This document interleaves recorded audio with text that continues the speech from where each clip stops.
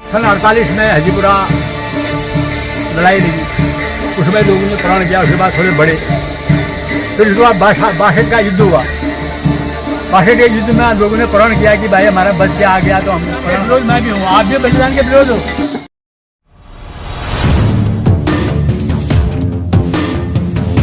उत्तराखंड के व्यक्तियों में एक स्वभाव होता है, जब वो यात्रा कर रहे होते हैं तो रास्ते में दिखने वाले मंदिरों के सामने उनका सर स्वतः ही झुक जाता है।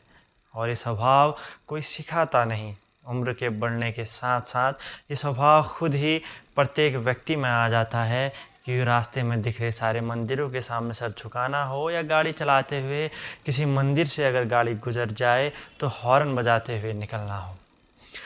और आज मंदिरों की बात इसलिए क्योंकि खबरवाला में आज बात करेंगे एक मंदिर की, बहुत बड़ा धाम माँ भगवती का होकरा देवी मंदिर। आपने शायद इसके बारे में सुना हो और बहुत से लोग यहाँ गए भी होंगे।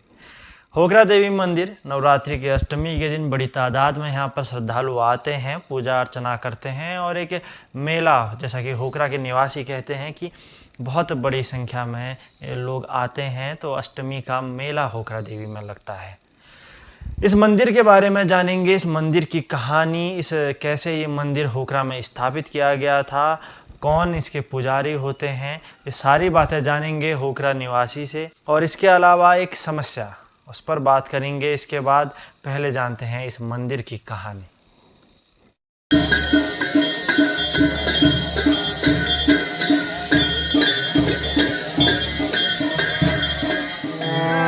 होकरा मैया वैष्णो भगवती है, वैष्णो।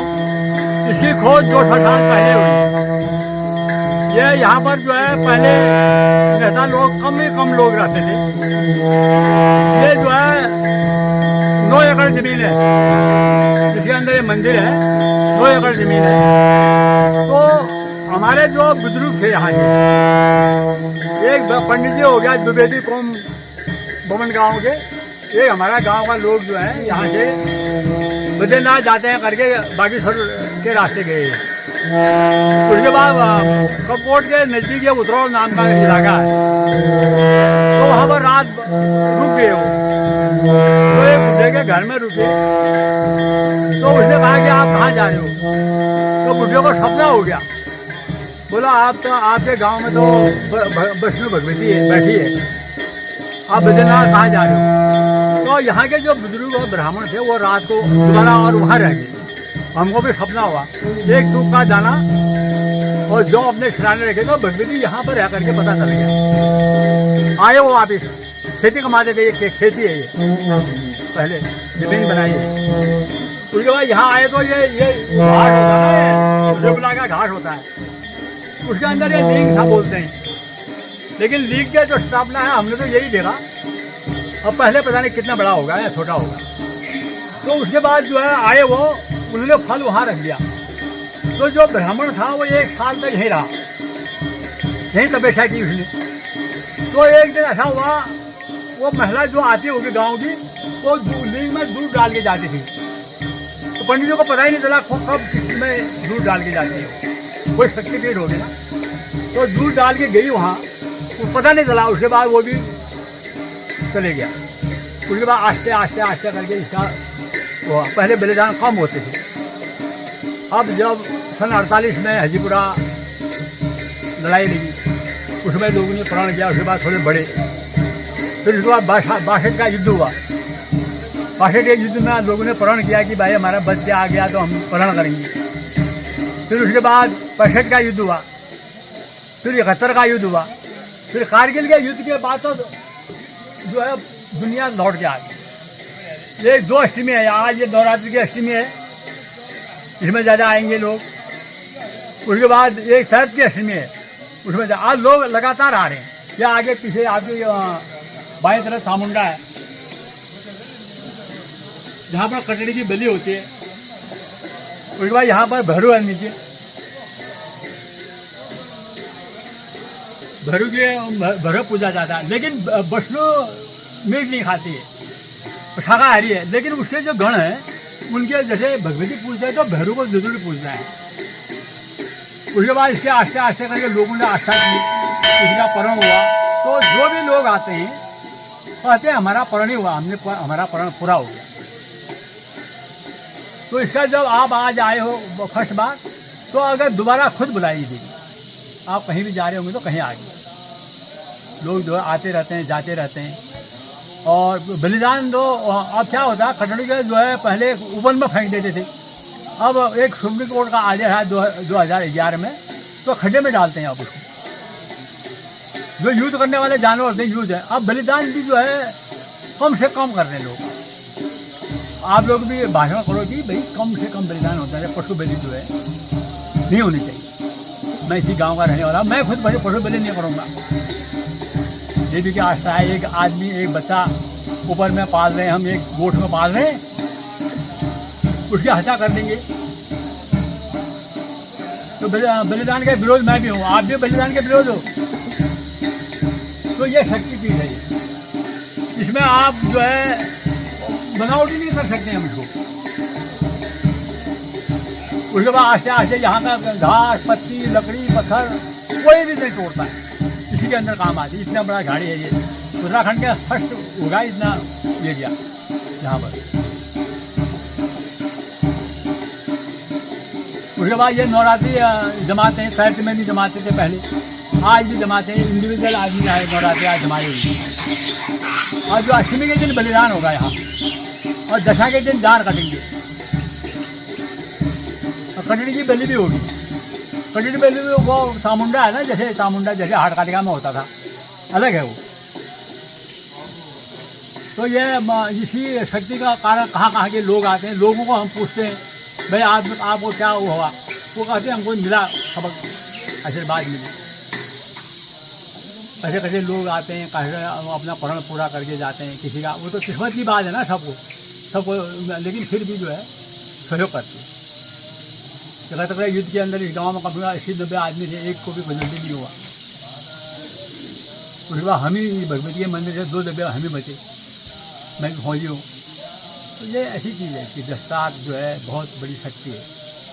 अब ये एकदम रजिस्ट्रेशन के अनुसार ज़्यादा प्रसार नहीं है ना इसका, लेकिन सब लोगों का चढ़ावा है, सब किसने ये नाखून चीज़ पर सब जर चढ़ा रखा है, किसी सोना चढ़ा रखा है, किसी नस चढ़ा रखी है, किसी फूली चढ़ा रखी है, किसी कनफूले चढ़ा रखे हैं, बहुत कुछ है। अब सिर्फ ये है, पहाड़ में 2 चीज़ से हम पीछे हैं। शक्तिपीठ तो है हमारे पास, लेकिन दारू और मांस। तो परसों अल्मोड़ा वहाँ से आया, अल्मोड़ा से पेस्ट्री वाले थे वो, उन्होंने मेरे से पूरा ब्यौरा लिया। तो 10 आदमी खड़े हो गए कि ये लो बलिदान के बरखिलाफ है। लेकिन कुछ लोग ऐसे हैं कि बलिदानी करना चाहते हैं। हाँ, हरेला हर गांव में जमता, आपके घरों में भी जमता होगा हरेला, लेकिन हरेला में कम से कम बलिदान होता है। तो यहाँ करते हैं। तो ये अब ये कुछ उसको पुराना प्रथा है ना, वो रोक नहीं सकते हैं। एक आखिरी संदेश जो आप यहाँ आने वाले भक्तजनों को, यहाँ आने वाले जो भी यहाँ आना चाहता है, उनके लिए जो आप एक आखिरी संदेश अपने गांव की ओर से, इस मंदिर की ओर से जो आप कहना चाहते हैं। मैं सन 1993 में पेंसिल आया, तब से मैं यहाँ पर 10-10, 15, 5,000 आदमी से भाषण करता हूँ। यहाँ पर व्यवस्था कम से कम मैं हल्द्वानी से 15 लाख के बर्तन लाया हूँ, इसी मंदिर कमेटी से 1 लाख के तो परसों यहाँ लाया हूँ। यहाँ पर कम से कम 400 देग हैं, बर्तन सर्तन सब मिलेंगे यहाँ। लेकिन यहाँ पर भगवती के मंदिर में कोई कर नहीं है कि बकरी मारने वाले का जो है 100 रुपया दो, सिर्फ एक सिर देंगे वो वहाँ, और कोई कर नहीं है। सीधा आओ मंदिर में बताना लगाओ, नहा के धो के चले जाओ, ये आदेश है हमारा। जो भी कहता है किराया, बर्तनों का किराया दो, वो मंदिर कमेटी अध्यक्ष को मिले, कोई किराया नहीं, मैं खुद बात करता हूँ। मंदिर कमेटी के अध्यक्ष कौन है इस वक्त? गंगा सिंह है, नीचे हो रहता है, अभी आया नहीं, आया था चले गया। अच्छा, उसके बाद जो है यहाँ पर कोई दान दक्षिण का भी कर नहीं है, तुम इतना लाओ, इतना भेड़ चढ़ाओ, इतना बकरी मारने के वाले को दो, इतना कटड़े वाले को दो, ये कोई सिस्टम नहीं। हाँ, सिर्फ उसने कटोरा घर लाएगा, खड्डे में डालेगा और अपना पकाएगा, खाएगा, जाएगा। जैसे हाटकालिका में है भाई 300 रुपया लाओ बकरी मारने का, फिर भी वहाँ दो 300 रुपया भी दो है। उसके बाद वहाँ जाओ पुंगड़ों में जाओ, यहाँ पर कोई भी काटने का नहीं, मंदिर कमेटी का वो है। सब मैया ने जो है, किसी ने धर्मशाला दिया, कोई विधायक कोटे का है, कोई इंडिविजुअल बना रखे 10-10 12-12 लाख के धर्मशाले बना रखे हैं। ये संदेश है गांव की तरफ से। आए लकड़ी पतली है, काटे, इस्तेमाल करे और कोई कर नहीं। और सिर्फ भगवती कौन पूजेगा? अपना घर का ब्राह्मण नहीं पूजेगा, भगवती कुंभाई पूजेगा, क्योंकि उसने भगवती की खोज की है ना। तो अगर तुम्हारे गांव में कोई नासिक का पुजारा होता है, कोई गणदेवी का पुजारा होता है, उसी से तो पूजोगे आप। और गांव के तरफ से ये है मतलब फैसिलिटी कि कोई कहे यार आओ तुम कहाँ जा रहे हो, ये लाओ वो लाओ, नहीं देना है। अच्छा पर्व में कौन से पर्व में? श्राद्ध के पक्ष में बलिदान नहीं होगा। देव पक्ष है ना, अभी 15 दिन देव पक्ष हुआ, 15 दिन श्राद्ध का पक्ष हुआ। तो श्राद्ध के पक्ष में जो है बलिदान कहीं भी नहीं होता है। ब्राह्मण कहता है जैसे निजी पाठ लगा दिया किसी ने, 10 साल हो गया पाठ लगाया, उसका अलग देगा, घर में असीम दे रखा है उसने हर साल का। तो ये चीज़ है, यही है फिर गांव की तरफ से, और क्या हो सकता है। और अगर किसी को अपनी पूजा पाठ करानी हो या बलिदान कराना हो तो किससे संपर्क करेगा वो? मंदिर कमेटी अध्यक्ष। ठीक है, मंदिर कमेटी अध्यक्ष से संपर्क करे वो, और यहाँ पर चौकीदार आएगा और वो दरवाज़ा खोलेगा, बर्तन ठर्तन निकाल देगा, और उसको भी कोई तनख्वाह नहीं है, जो अपना हिस्सा है वो टहल कर देगा। तो चलो 150 रुपया दे सकता है, नहीं भी देगा तो कोई मांग थोड़ी रहा है, वो मांगेगा नहीं। तो ये सिस्टम है। ठीक। आपने सुना होकरा निवासी हरक सिंह मेहता को, आपने मंदिर की कहानी जानी और जो मंदिर की व्यवस्थाएं हैं उन सब के बारे में भी आपने जाना। लेकिन मैंने शुरुआत में कहा था कि एक समस्या भी है और उस समस्या पर बात करेंगे। वो समस्या है सड़क की। मुनस्यारी ब्लॉक में पड़ने वाला होकरा गांव अपने मंदिर के लिए विख्यात है। बहुत दूर दूर से लोग देवी के दर्शन के लिए आते हैं और यहाँ पूजा अर्चना करते हैं। लेकिन तब भी एक मुख्य समस्या सड़क की है। यहाँ पर सड़क पूरी तरह से कच्ची है और बहुत तीव्र मोड़ भी हैं। पिछले कुछ दिनों में इस सड़क पर हादसे भी हुए हैं, उन सब की शायद आपने खबरें सुनी होंगी और आप इस वक्त स्क्रीनशॉट भी उन खबरों के देख रहे हैं जो कि सड़क हादसा हुआ था। तो कहीं ना कहीं सरकार को इस और ध्यान देना चाहिए, क्योंकि ये एक विख्यात मंदिर है। लोग दूर दूर से मंदिर के दर्शन के लिए आते हैं, लेकिन काफ़ी लोग मंदिर पहुंचने तक बहुत डर जाते हैं क्योंकि सड़क बहुत ख़राब है। तो फिलहाल वक्त हो गया है आपसे विदा लेने का। आज के एपिसोड में इतना ही। अपने क्षेत्र की रोचक जानकारियां और खबरें देखते रहने के लिए सब्सक्राइब कीजिए खबर वाला यूट्यूब चैनल।